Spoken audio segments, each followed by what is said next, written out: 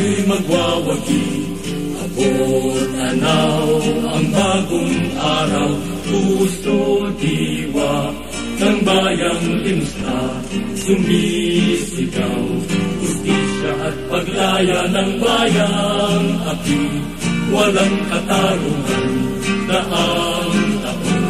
Hawak ng dayuhan, sulong bayan, tayo'y magwawagi, ating yaman, laging ipaglaban, lupa langit, dagat kabundukan, nasa kamay ng mga dayuhang mapangatigani, mapagsamantala, kakit-isip, hindi malulugi. Sumulong kabayan, tayo ngayon'y lalaban, ubod lakas ang tinig, isisigaw ang sulong. Ibayan ang hanay, kapiling ang kaaway. Ibayan ang hanay, kapiling ang kaaway. Sulong bayan, tayo'y magwawagi, ipaglaban ating karapatan. Magandang gabi po sa lahat ng nakikinig sa atin dito lamang sa ating Radyo Migrante sa CHRY 105.5 FM, your leading source for diversity. Maaari nyo rin kami pakinggan sa www.chry.fm at i-click lamang ang Listen Live, Bell 5973, Rogers Digital Cable 945 o sa tunein.com sa inyong mga web browsers or sa mga smartphones. Ang makakasama po ninyong gabi ay yung tagapanglingkod na si Rhea Gamana, Ish Cabanya, and Jason Reyes. Kinang mukha mo, Ish. Bakit? Hindi, ginagaya mo kasi ako. Oh, no. That's just a normal spiel, di ba? Pag sa introduction. So, probably... Magandang gabi. Yeah. Magandang gabi, magandang gabi. So ngayong gabing ito sa Radyo Migrante, pag-uusapan natin, ano ba ang People's Initiative at gaano ito kalaki in terms of connection niya sa panawagang paunlarin or pabutihin pa yung consular services para po sa mga kababayan nating migranteng manggagawa sa buong mundo at gaano kalaki no yung impact ng Disbursement Acceleration Program o DAP or tinatawag din siyang President's Social Fund. Kaya mamaya po kakausapin natin ang bagong Alyansa Makabayan Chairperson na si Eman Villanueva ng Hong Kong at Macau. May dadagdag ka, Ish? Oo, and maganda lang sa banggitin din sa intro yung pinatugtog kanina na tugtog. Yes, awit ng tagumpay ng Tambisan sa Sining. Oo. At saka mamaya din no sa Puso ng Migrante ay maririnig natin yung reaksyon o ano yung mga sinasabi ng ating mga kababayan tungkol sa House Bill patungkol sa consular offices na nais nating magkaroon no sa Alberta at sa Winnipeg at maya-maya pag-uusapan din natin ang mga iyon sa ating talakayan. Oo, para din sa mga karaniwang tao naman, gaano ba kahalaga ang pagsasabatas ng House Bill na to? Exactly. Kaya bago tayo pumunta sa ating diskusyon ay news information mo tayo. Kaya yes, sa ating balita para ngayong gabi, impeachment complaint laban kay B.S. Aquino ibinasura ng Kamara at mula ito sa bulatlat.com. Ikinagalit ng mga progresibong grupo ang pagpatay sa impeachment complaint laban kay B.S. Aquino na hinarap sa House Committee of Justice sa Kamara noong Setyembre 2. Mineobra ito ng Malacanang at ng Liberal Party dahil ang mga miyembro ng komite ay hindi lamang nakinig sa argumentong inaharap sa kanila na siya sana'y maglalatag ng mga basihan ng mga reklamo ayon kay Representative Nery Colmenares ng Bayan Muna. Iginigiit ni Representative Colmenares sa kanyang pahayag na ang reklamo ay may matibay na basihan at laman, subalit anya hindi lamang dininig ng komite kundi pinili panitong sundin ang kagustuhan ng Malacanang. Inaasahan ng sambayan ng Pilipino na sagutin ni Pangulong Aquino ang reklamo laban sa kanya bawat punto, subalit takot siyang harapin ang mga reklamong hinggil sa kung saan niya ginastos ang 144 bilyong pesos of Disbursement Acceleration Program or DAP. Hindi lamang iyon, ibinenta rin ng Pangulong B.S. Aquino ang soberanya ng bansa sa Estados Unidos sa kasunduan ng Enhanced Defense Cooperation Agreement o EDCA ayon pa sa kanya. Isa ito sa pinakamasahol na araw para sa pananagutan ng ating gobyerno sa kanyang mamamayan. Itinuring namang pangbabrasong politikal na gangsterismo or brazen political gangsterism ng grupong Kalikasan, isa sa mga nagsampa ng reklamo ang pagbasura ng impeachment complaint laban kay B.S. Aquino. Kasama ng EDCA sa nakakalasong track record, napakalinaw ang walang patumagang paglabag ng saligang batas at ang pagtraidor ng mga tiwalang publiko ayon kay Clemente Bautista, National Coordinator ng Kalikasan. Ang unang dalawang impeachment complaint ay may relasyon sa DAP, ang mekanismong ng paggastos ng gobyerno sa dineklarang ilegal na Korte ng Suprema. Ang pangatlong reklamo ay hinggil sa EDCA, isang tratadong militar sa pagitan ng Amerika at gobyerno ng Pilipinas na siyang nagbibigay sa Amerika ng karapatang magpadaong ng mga tropang militar, mga barkong pandirigma, submarino at eroplanong pandirigma at ang magtayo ng basing militar sa mag-imbak ng mga armas at kagamitan ng pandigma sa buong bansa. Bagamat magkahihiwalay, ang tatlong reklamong impeachment ay nakatanggap ng mga botong 54-4 sa Kamara. Okay. House Bill hinggil sa pagbubukas ng consular services sa Alberta, dininig sa Kamara. Dininig sa Kamara ang panukalang House Bill hinggil sa pagbubukas ng konsulado sa Alberta at Winnipeg, Canada nitong nakaraang Setyembre 6. Ang House Bill ay iniharap ng mga nagsisponsor nito na sina Representative Emmy De Jesus ng Gabriela Party List kasama si Representative Luz Viminda Ilagan ng nasabing party list. Sinimula ng petisyon para sa pagbubukas ng serbisyong consular sa pangunguna ng Migrante Alberta noong Agosto nung nakaraang taon. Hinihingi ng petisyon ang pagbubukas ng konsulado sa Alberta upang tugunan ang lumalaking bilang ng mga Pilipinong naninirahan doon. Sa kasalukuyan ay may 100,000 mga Pilipino ang makikinabang sa pagbubukas ng konsulado sa Alberta pa lamang. Ayon sa konsulado sa Vancouver, dumadayo pa ang mga taga-Alberta upang magpa-renew ng passport doon. Mayroong 200,000 hanggang 50,000 na ang binibigay na serbisyong konsular sa mga kababayan kung saan 100,000 ay galing sa Alberta. Sa kasalukuyan, may outreach consular services, quote-unquote, ang dumarating sa Calgary at Edmonton maraming beses kada taon, subalit madalas punong-puno ito at hindi sapat para pagsilbihan ang mga kababayan. Ayon kay Marco Luciano ng Migrante Alberta, napakahirap ng ganitong kalakaran ng outreach consular services, kaya kung hindi ka nakapunta dito, maghihintay ka ng mga 2 buwan bago ulit mag-outreach. Naniniwala naman ang mambabatas ng Calgary Northeast na si Davinder Shori na kailangan ng pagbabago. Ayon sa kanya, naniniwala ako na mayroon talaga silang punto dahil malaki ang bilang ng komunidad ng mga Pilipino at sinusuportahan ko na magkaroon ng konsulado dito sa Alberta. Kung may sasabatas ang naturang House Bill, mangangahulugan nito ng tiyak na alokasyong budget para sa pagbubukas ng konsulado sa Alberta at maging sa Winnipeg. Minimum na sahod sa Alberta itinaas sa $10.20.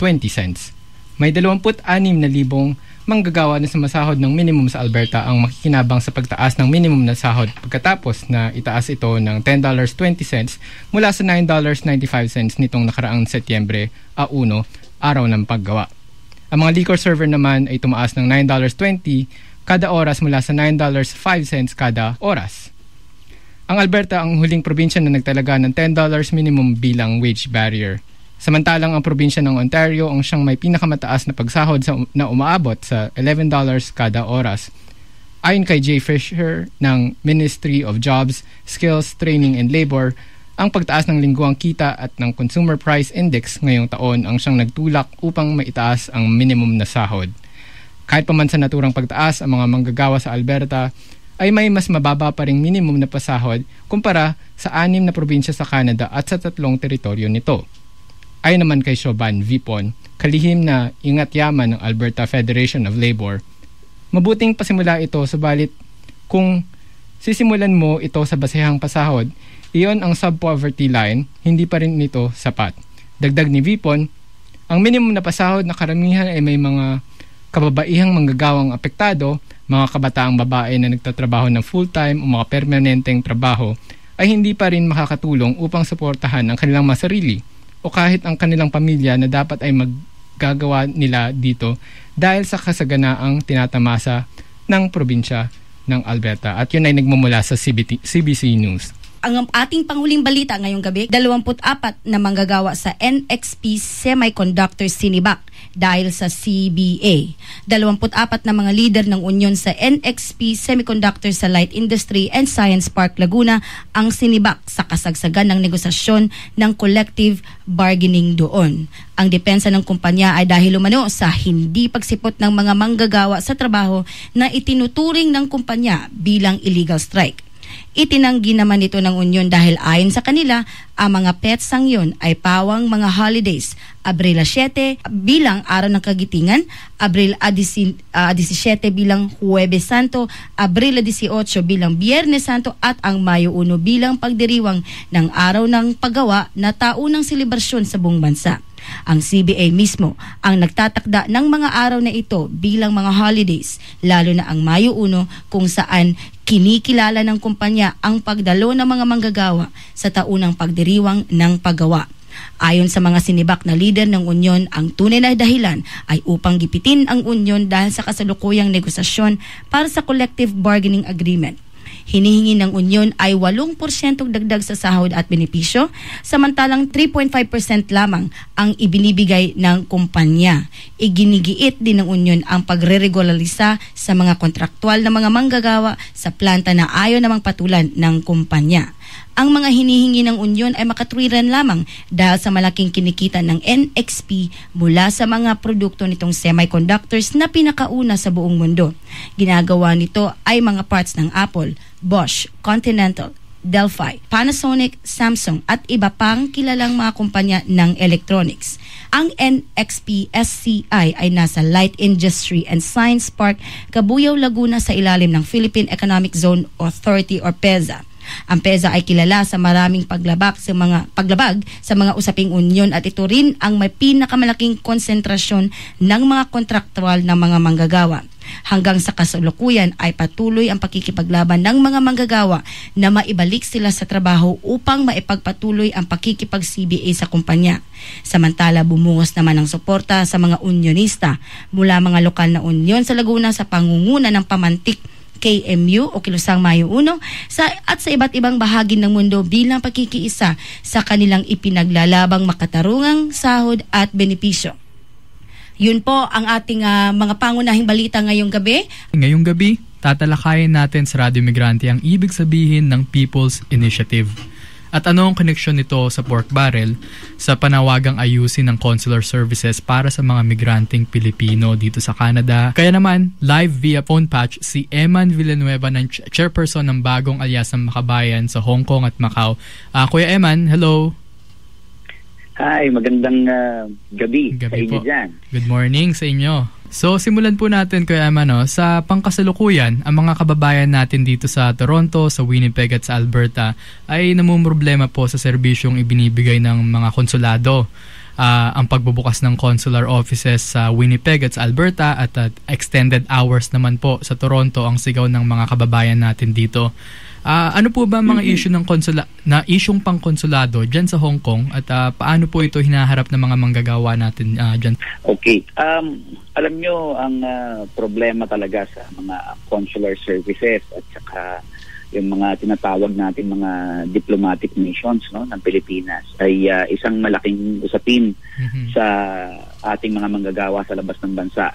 Kaiba kasi sa ibang bansa, yung Pilipinas dahil sa napakalaking bilang ng kanyang mga manggagawa sa iba't ibang lupalot ng daigdig ay syempre kumakaharap ng ibang pangangailangan ng serbisyo dahil sa marami siyang mga manggagawang nandoon sa mga bansang meron tayo mga diplomatic post.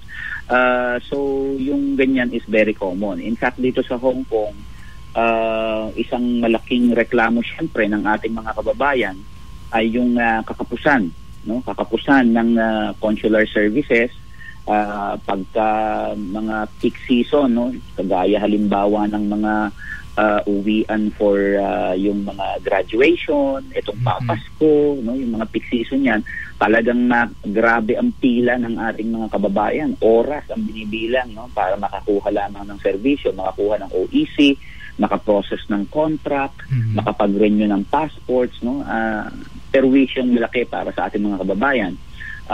Pero syempre ang isang kagandahan naman sa kapag may malakas tayong kilusan ng mga migrante ay nagagawa nating magtulak ng ilang mga reforma, no, na magiging very beneficial o kapakipakinabang sa ating mga kababayan. For example, dito sa Hong Kong, sa nakaraang mahigit isang dekada na, no, ng pangangampanya laban dito sa sobrang singilin at saka pag-improve ng services, marami na rin tayong nabago. Halimbawa dyan, yung pagbubukas ng konsulado sa araw ng linggo. Prior to 1998, wala yan, no? At ng mga kababayan natin, persadong tumakas sa trabaho o kay gumawa ng paraan para makapunta sa consulate para maka-avail ng services. Pero dahil sa ating pagkilos, nagawa nating pabuksan yung konsulado ng linggo. At hindi lang yan, no, yung mga salbahing mga tauhan dyan sa consulate, na pwersa din natin silang magkaroon ng patakaran na magsuot ng mga ID para kung may mga suplado, masusungit, no, at hindi maayos ang pakikitungo sa ating mga kababayan, na-identify at mabilis na nairereklamo. May mga bayarin din na napababa natin ng presyo. Ang processing ng contract mula sa mahigit $400 no, yung Hong Kong dollars, ay napababa natin at some point ng mga nasa mahigit 80 Hong Kong dollars lang, no? At although recently lumaki uli yan, pero it's still below 300 Hong Kong dollars.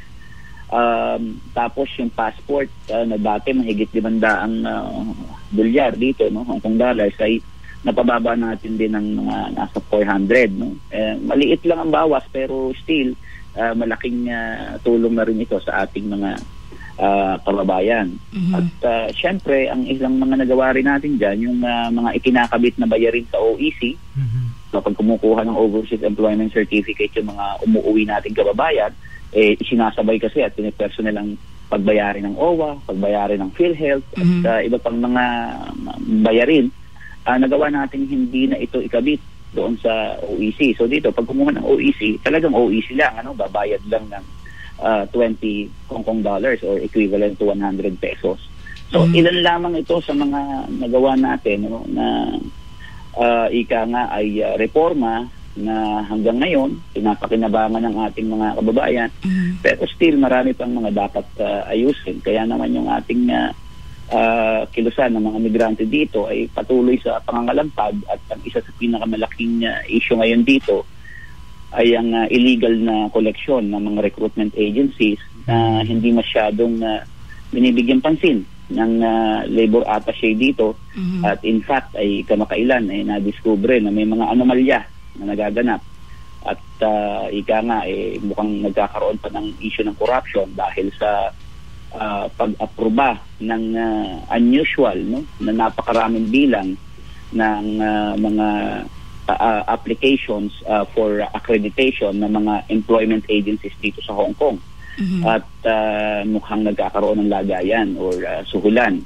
At the same time, mayroong isang staff ng labor office na nagbukas ng sarili niyang recruitment agency. Wow. At dapat ito, illegal ito sa ilalim ng ating batas sa Pilipinas, pero nabigyan ng accreditation, no, ng polo. So ibig sabihin, alam niya, dahil tauhan niya may-ari nito, pinangalan lang sa anak, pero nakalusot, no. So yan ay ilan lang sa mga kinakaharap nating issue ngayon dito. Kaya tuloy-tuloy naman yung ating gawain at pagpapakilo sa hanay ng mga kababayan natin dito. Balikan ho natin yung sinabi nyo na yung kakulangan, no, ng consular services. Pumunta po tayo doon sa People's Initiative, kasi ang panawagan po, no, ng karamihan ay abolish, no, yung pork barrel. Ngayon po kasi nung nagre-research kami kanina, yung legal, nakasaad kasi dun sa Republic Act 10022 ng Magna Carta for Overseas Filipino Workers of I think it was around 1995. Merong sinabi dito Section 18, Section 25 of Republic Act 8042, nakabilang po doon sa 10022. Ang sabi dito, legal assistance funds, there is hereby established a legal assistance fund for migrant workers hereinafter referred to as the Legal Assistance Assistance Fund in the amount of 100 million pesos to be constituted from the following sources: 50 million pesos from the contingency fund of the President, 30 million pesos from the Presidential Social Fund, and 20 million pesos from the Welfare Fund for Overseas Workers established under Letter of Instruction number 537 as amended by Presidential Decrees number 1694 and 1809. Nasaan po ang mga perang ito at siguro po pakipaliwanag muna sa mga kababayan natin ano yung People's Initiative at bakit kailangan i-abolish yung pork barrel. Kasi yung DAP, di ba, yung Disbursement Acceleration Fund, ito po yung Presidential Social Fund, di ba? Well, yung DAP ay kung tutuusin, iba pa yan, no, sa Presidential Social Fund. Ang President Social Fund ay yung tinatawag nating Presidential Pork bago na diskubre itong DAP, no? So kumbaga pag pinagsama-sama mo na yan, talagang magugulat ka at hindi ka na magtataka bakit ngayon tinatawag na pork barrel king itong si Noynoy Aquino, no? Siguro ano ko lang muna, no, yung tungkol dito sa DAP, no? Yung DAP kasi is I'm sure alam ng nyo na rin at ang ating mga listeners na recently ay dineklara, no, before nung kanyang SONA nitong July, ay dineklara ng Korte Suprema na itong DAP o yung Disbursement Acceleration Program ay illegal at unconstitutional, no? At kung gayon ay hindi dapat ginawa ng ating presidente at ng kanyang mga tauhan, no?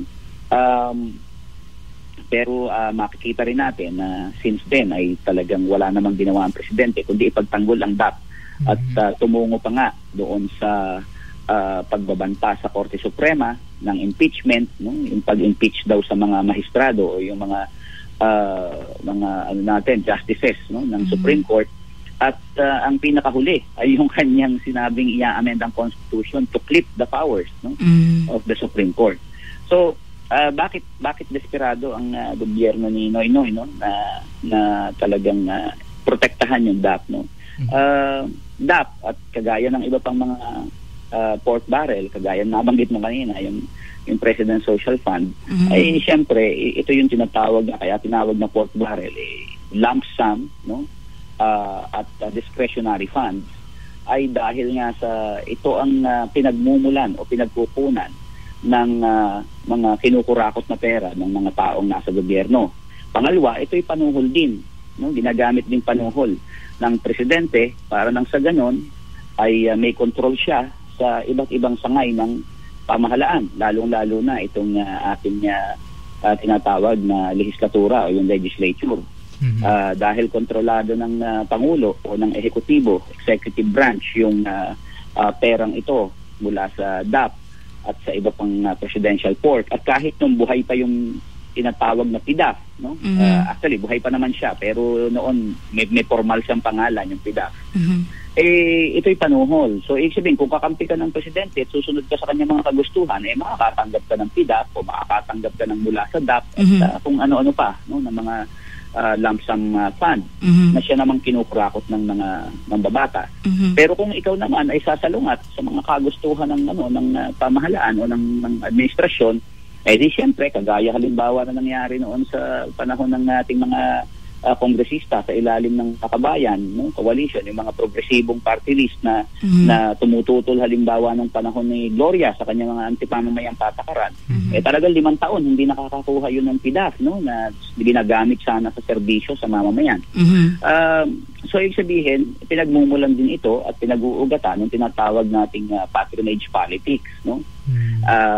Sa ganitong paraan kasi nawawala na nung tinatawag na checks and balance. Dahil sa totoo, hindi na nag-exist ang legislature or even the judiciary para ay bantayan kung mayroong pagmamalabis ang executive. No? At dahil sila yung mga co-equal branches of the government. So, malaking talaga to, malaking problema. At sa nakita natin, itong DAP ang talagang isang pinakamalaking ang tawag natin dyan, talagang dambuhalang baboy, no? Dahil lumalabas itong ating ika nga yung kinagalitan at talagang kinamuhian ng mamamayan na PDAF na 10 billion in a span of 10 years, ay naku, ano lang pala to, barya. Pag kinumpara doon sa DAF ni Noynoy Aquino, no? At sa pinakahuling balita ay umaabot ng 237 billion pesos since 2010. So in a span of 3 years, mahigit 230 billion ang perang napunta dito sa DAP. At ang na-account pa lang o ang naipapakita pa lamang ng gobyerno ni Noynoy kung saan kunwari ginamit itong DAP ay nasa mga 130 plus pa lang, no, na billion. So may mga nawawala pa. No? May nawawala pa. Sorry, 144 billion. So mahigit pang 90 billion pesos ang hindi pa nila nasasabi kung saan napunta. No? So ngayon, itong mga hakbang din na ito ay kumbaga nakita ng mamamayan na walang aasahan dito kay Noynoy Aquino at kahit sa mga mambabatas na talagang gagawa sila ng hakbang to eradicate yung corruption na nagmumula dito sa pork barrel system. So dito na ngayon lumabas yung tinatawag na ideya, no, ng People's Initiative. Dahil nakasaad sa ating saligang batas na kung ang legislature ay hindi gagawa o magpapasa ng isang batas na gusto ng mamamayan, ang mamamayan mismo ay may karapatan na magsabatas ng kanyang gumawa ng sarili niyang batas. So merong power, no, to legislate yung mamamayan through the People's Initiative. So ang People's Initiative ay isang paraan para gawin yan. Meron pa na pinropose na batas, no, nag-draft ng batas yung ating mga abogado sa National Union of People's Lawyers, at ito ay isinalang doon sa tinatawag na People's Congress noong August 23 na ginawa sa Cebu, at ito ay hinost ng Archdiocese of Cebu, si Archbishop Jose Palma, at doon ay inaprubahan ng lahat ng mga delegado sa People's Congress yung draft bill, no? At itong draft bill na ito ay may mga mahalagang punto. Una, nilinaw nito ano yung tinatawag na pork barrel, no? Yung lump sum, discretionary na pondo, no, ay pinagbawal. Pangalawa, nilinaw din niya yung tinatawag na savings, no, na binabaroktot ng gobyerno ni Pinoy, na kahit kalagitnaan ng taon, savings na, kukunin ng pera dahil savings na daw. Pero actually, hindi pa tapos yung paggagamitan. O kaya ay mga proyekto na ipapatigil o hindi ipapatupad, pero aprobado ito ng Kongreso. Tapos yung pera na hindi nagastos, sasabihin savings, no? So nilinaw na rin yan, no? At pinagbawal din yan. Pero bukod doon, ang isang pinakamahalaga dito, yung paglalagay ng kaparusahan, no? Yung kaparusahan kasi dito ay 6 years and 1 day hanggang 10 years na pagkakakulong. Bakit siya mayroong 6 years and 1 day? Ibig sabihin, hindi pwedeng i-invoke ng mga mambabatas yung kanilang immunity from suit. Kasi alam niyo naman sa batas natin, pagka ang kaso sa mga legislators less than 6 years ang kaparusahan, pwede silang pwede silang mag-invoke ng immunity from arrest. So dito, hindi na sila pwede kasi 6 years and 1 day. No? Lampas doon sa pwede silang mag-invoke ng immunity from arrest. So talagang kinlaro, no, at tinukoy din sino ang mga opisyal na pwedeng managot, at yan ay mula sa mga mambabatas hanggang sa presidente. So ganun kahalaga itong yes. Ang ibig sabihin po nito yung mga pera, no, nung binanggit ko kanina, hindi napunta to sa mga migranteng Pilipino. Ay naku, hindi. Actually, ninakawan pa nga, no? Ninakawan pa yung migranteng Pilipino. Ngayon, alam nyo, ito kasing DAP, ganito ang ginagawa niya, no? Yung approved budget, no, yung national budget, kung tawagin ay General Appropriations Act every year. Ito ay aprobado ng Congress. Dahil nasa Kongreso ang tinatawag na power of the purse. Siya nag-a-approve ng budget. Walang karapatan ang presidente na baguhin yan. Kailangan lang niyang gawin ay ipatupad dyan bilang executive branch. Ang ginawa ni Presidente at ng kanyang tauhan, itong si Secretary Abad ng DBM, Department of Budget and Management, kinukuha ang mga pera mula doon sa iba't ibang departamento. Kasama na dyan itong DFA, no? Na kung saan ay, siyempre, pag kinuha naman ng pera yan, ang nangyayari, di siyempre malilimita ang kanyang mga pwedeng serbisyo sa kanyang mga diplomatic missions. Kagaya ng isa na diyang naging resulta yung pagsasara ng hindi kukulamin sa 10 mga diplomatic missions. Kailangan nga ang kagaya diyan sa inyo, di ba? Kailangan niyo ng consular services. Ang katotohanan, may iba pang sinara, no? Mahigit 10 dahil sa kakulangan ng budget, no? Siyempre, bukod dyan, yung napakatagal ng problema nung tinatawag nating napakaliit na budget para sa Legal Assistance Fund, no, yung LAF. Andyan din yung maliit na budget sa Assistance to National. Kung kukunan mo pa ng pera yung DFA, ano pa ang gagamitin niya para magserbisyo sa ating mga kababayan? So no wonder, ang ginagawa sa halip na magserbisyo, mag-increase ng mga bayarin. At yung ating mga OFWs, ang tunay na talagang isa sa malaking pinagkukunan ng mga pera o yung government revenues na nilulustay naman, no, itong ating pamahalaan. So, ayan. So, sige po. Yes. So yun yung implication kaagad sa ating mga OFWs. And ito, sabi nga ito ni Congressman Nery Colmenares, no. Bukod kasi diyan, ang mga OFW, syempre ang ating mga families nasa Pilipinas, no? At tumatanggap ng ating mga remittances na kung saan ginagastos nila sa pang-araw-araw na pangangailangan. Kung yan ikukonsidera pa natin, lahat ng perang pinapadala natin, nakukuhanan pa ng tinatawag na 12% na value-added tax. Ay, ganun. So, kumbaga, oo, kasi lahat ng kinokonsume natin, alam niyo, pati batang paslit, nabibili ng isang candy, may 12% yun na EVAT, no? Yung expanded value added tax. So lahat ng pinapadala ninyo, hindi naman yan lahat na pupunta sa konsumo 12% ng gastos na yan ay napupunta sa value added tax. So ibig sabihin, malaking pera mula sa ating pinapadala at malaking pera mula sa binabayaran natin sa mga singili ng gobyerno ay nagiging revenues ng government na napupunta dyan sa kinukurakot nila na ngayon ay tinatawag na DAP. So talagang kung tutuusin, napakalaking bagay at napakahalaga ng participation ng nating mga Pilipino sa labas ng bansa dito sa People's Initiative. Hindi lang ito laban ng mga nandoon sa Pilipinas. Actually, isa ito sa root cause bakit tayo umaalis sa Pilipinas. Walang budget for education, walang budget for health, walang budget for housing. Ito ang dahilan bakit tayo napipwersang umalis Diba? So, if we are still longing for that future na tayo nandoon na sa Pilipinas kasama ng ating mga pamilya at ma-break na yung cycle ng aalis ang nanay, susunod na aalis ay mga anak, susunod ay mga apo, wala nang katapusan yung cycle ng forced migration, and then we have to do something about it. Kailangan nating lumahok, aktibong lumahok dito sa People's Initiative to finally, once and for all, ilagay na natin sa kamay natin ng mamamayan yung paggawa ng batas para alisin itong pork barrel system. Kuya Eman, now, nabanggit nyo, paglahok. So, ipakiklaro po, ang mga Pilipinong manggagawa sa labas ng bansa, pwede po bang pumirma dito sa People's Initiative?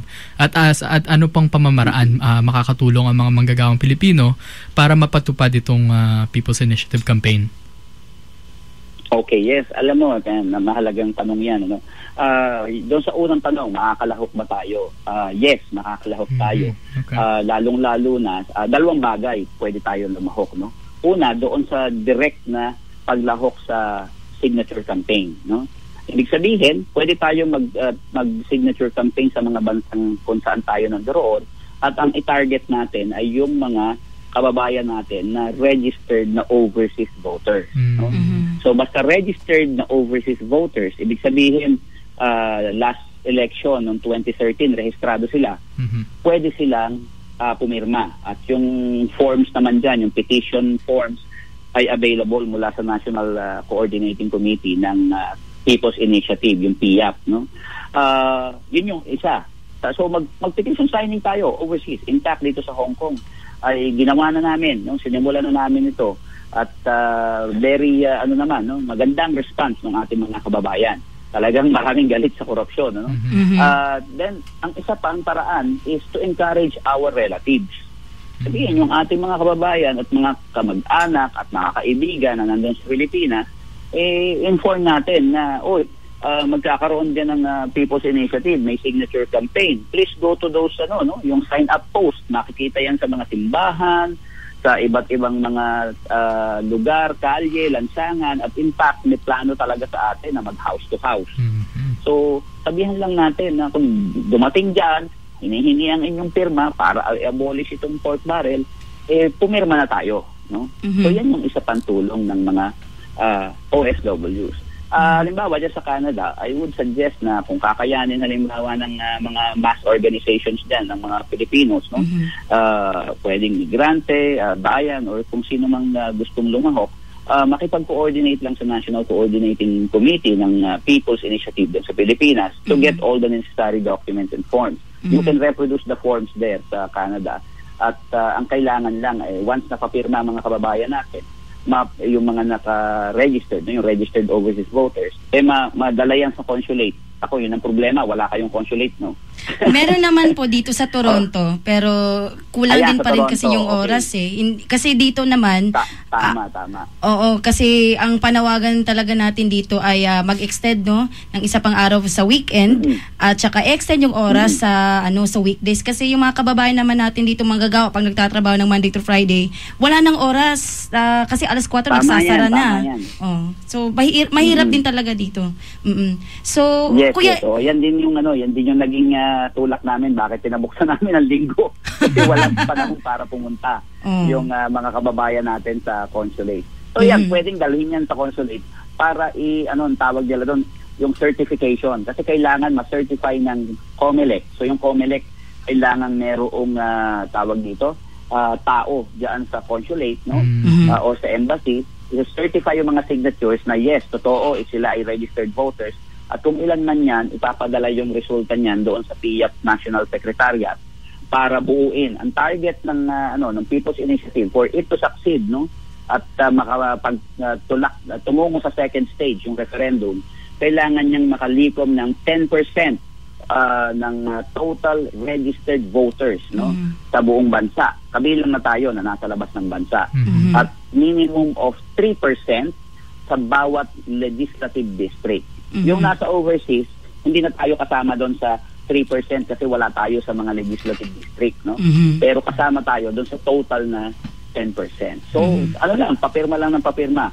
Kapag inabot natin yan, pwersado na ang COMELEC na magpatawag ng tinatawag na national referendum. Dito na pagbobotohan yung ating panukalang batas, no? Yung ating proposed bill to abolish the pork barrel.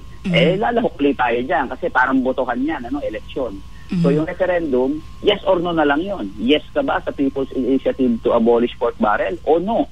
So mas madali ang pagboto doon, walang kalaban yon, hindi kagaya ng eleksyon ng 10 presidente naglalaban-laban. Ito yes or no lang. At kailangan na doon 50% plus 1 of the total registered votes. So this is the first time, no, nagagawin yan. Very historic, very meaningful. At malaking kinabukasan, malaking nakataya ating kinabukasan. And I think we should, participate.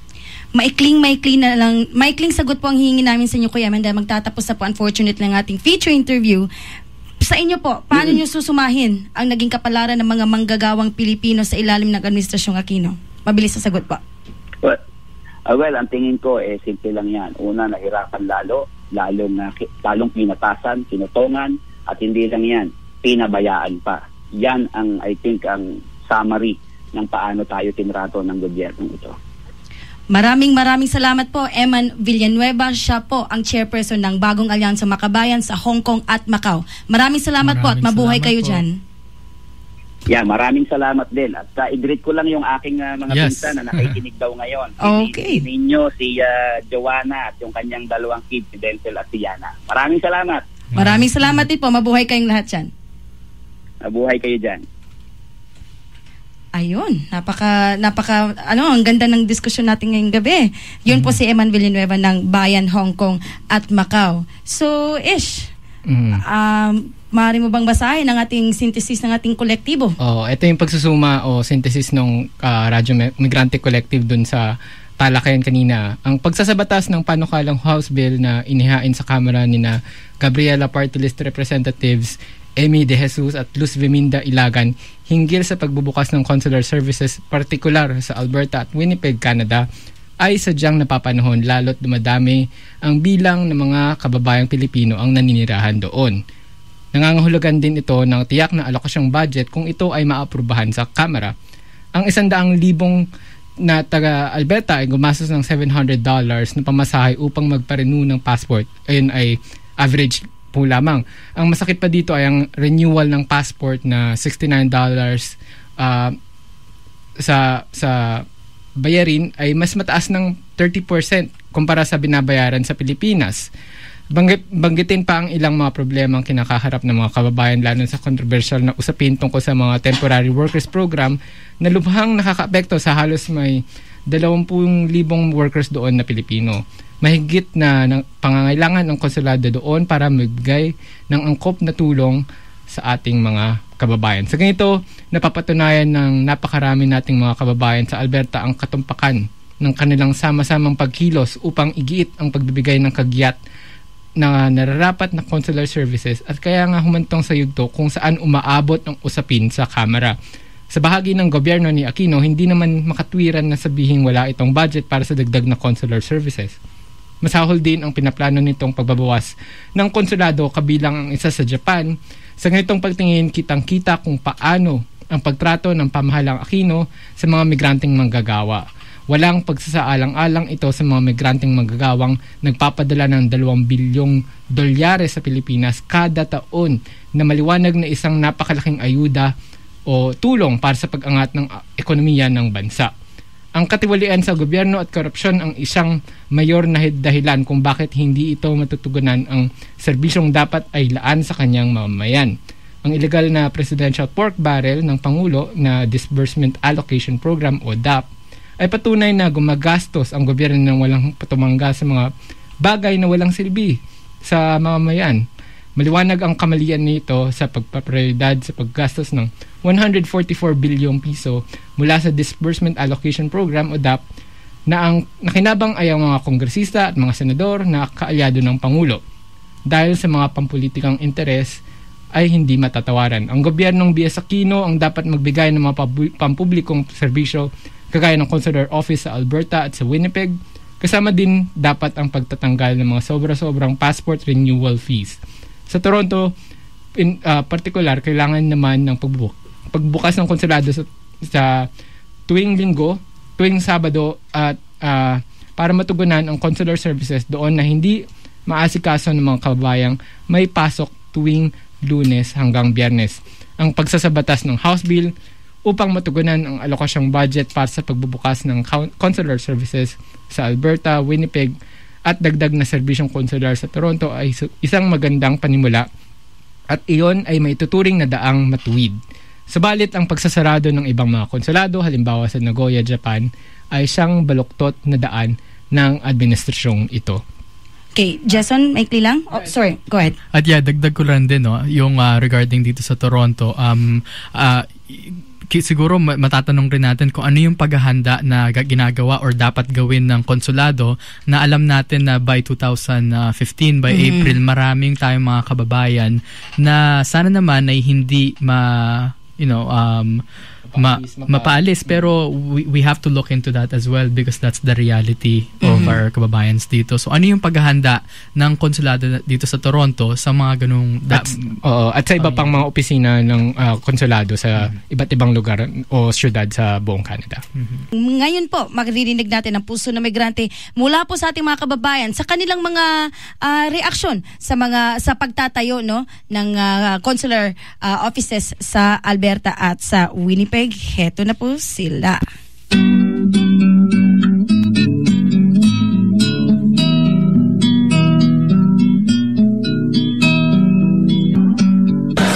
Philomena Cañedo, Unite Here Local 75. Yan, naniniwala ko dapat lang na magkaroon sila doon.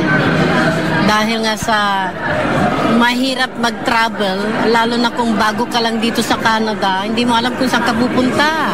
At saka malayo ang Alberta sa Toronto. Dapat lang kung saan sila nagtatrabaho, doon din ang consulate. Napakahalaga dahil nga sila ang puprotekta sa atin habang tayo ay nandito sa abroad. Lalo na kung ating employer ay na-abuse tayo because we want work. We need work. That's why we come to abroad. Kaya nga, dapat na magkaroon tayo ng consulate, doon tayo umaasa para sa ating proteksyon. At tapos kung dahil karamihan ng nagpupunta rito contract worker, sila din ang responsibilidad sa atin na ihanap tayo ng trabaho. Kaya dapat meron din tayong network, di ba? Meron tayong communication, dapat tayong mga allies na tutulong sa atin. Si Eulalia Marcos, nakatira dito sa Toronto. Active member ng Unite Here Local 75. Ako ay sumusuporta sa pagbubukas sa Philippine Consulate sa Alberta. Ako'y Pilipino, kung ako nakatira doon, ipaglalaban ko ito kahit anuman ang mangyari dahil ito'y kailangan namin. Kaysa naman kung meron sa Vancouver at meron dito sa Toronto, ba't kailangan pa namin magbiyahe? Magsasakripisyo kami na mag-absent sa trabaho para lang pumunta doon, mag-renew, pare-parehas naman ng serbisyong ibibigay eh. Bakit ganon? So, ako'y nananawagan sa Pilipinas, gobyerno ng Pilipinas, na gawin ang nararapat sa mga Pilipino na tumutulong ng ekonomiya sa Pilipinas. Kung wala kami dito na nagtatrabaho, ang Pilipinas ay bagsak. Kaya kailangan ng Alberta Philippine Consulate na magkaroon sila ng sariling. Ako po si Chos Kwasay, patawagin pero Jocelyn Kwasay ito na pangalan. Member po ako ng union ng Unite Here Local 75. I think it's really great that every Filipinos in Alberta should have a certain Philippine consulate. I think it's the right time na buksan ng konsulado para sa lahat ng mga magagawa sa kapwa Pilipino na nandito sa Alberta at sa buong Canada as much possible, or every sector ng Canada. I think we have as a Philippine consulate representing our country. Napakahirap para sa manggagawa na kung saan pupunta at sino tutulong sa kanila kung wala tayong representasyon ng Pilipinas. Danny Lopez, Local 416. Oo, kasi kailangan natin ng mapagkakatiwalaan doon o yung malalapitan natin ng tulong, right? Para lumakas din yung ating Filipino community, magkaroon tayo ng unity, matulungan natin yung mga nangangailangan ng tulong, right? Especially yung mga, kasi hindi natin alam, merong mga abuse ng mga workers, right? May nangyayaring ganun. Kailangan natin na may malalapitan para makahingi ng tulong. Cesar Ramirez sa QP Local 416. Kung kailangan ng opisina doon dahil marami ng kapwa natin Pilipino, siguro naman nararapat lang na magkaroon ng opisina para sa conveniente ng kapwa natin Pilipino. Kung ano man ang may tutulong natin biyang union dito sa Toronto, gawan natin ng paraan na makatulong sa mga kapwa natin. Maraming ang nagtatrabaho ng Monday to Friday, ang oras lang nila sa weekend. Yeah, it's a good idea to open on Saturday as well. Ako po si Dina. Dapat lang nabuksan ito para sa mga migranteng manggagawa, particular sa Alberta at Winnipeg, sa halip na gamitin sa pork barrel.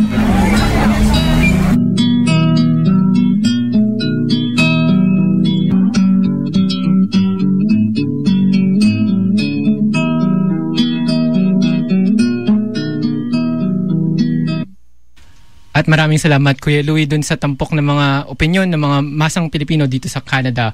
Tuloy-tuloy pa rin ang email campaign hinggil sa pagsasaaproba ng House Bill para sa pagbubukas ng consular services sa Alberta at Winnipeg. Ito listings, gusto nyo bang maging bahagi ng Radyo Migrante?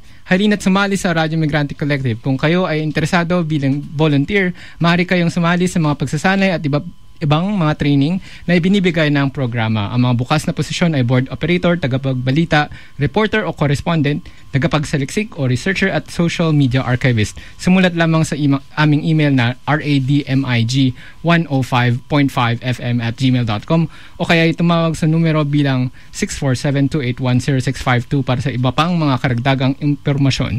At shoutout sa kay kanino ba? Kay Alex, bumalik na siya galing sa Pilipinas. Alex. Yes. Inihintay ka na namin dito kaya bumalik ka na soon. So up next is Roy Green of Odyssey. Actually, binigyan niya ako ng CD. So excited na akong pakinggan mamaya. Pero dapat makinig muna sila ng programa niya. Exactly. Okay. Happy birthday sa mga nag-birthday.